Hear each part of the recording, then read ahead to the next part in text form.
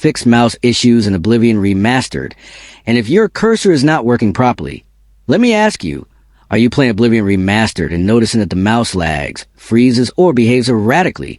This problem usually happens because game settings are incompatible, mouse drivers are outdated, or Windows fails to communicate correctly with the game. Sometimes mods or background apps also trigger mouse problems. Many people search YouTube or social media and find long guide with risky INI edits, complicated driver tweaks, or steps that feel hard to follow. Most of those fixes waste time and still do not restore smooth mouse control. But on Rexish, I focus on simple and reliable solutions. Now here's my secret easy trick. Instead of changing every setting blindly, we fix the exact game configuration, driver, and system path that causes mouse issues. This works because it restores proper input handling in Oblivion Remastered.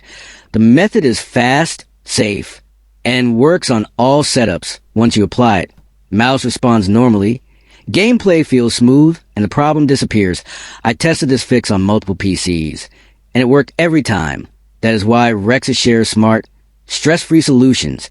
If mouse issues in Oblivion Remastered are frustrating you, and you want a full step-by-step tutorial with exact actions, comment below and I will guide you completely.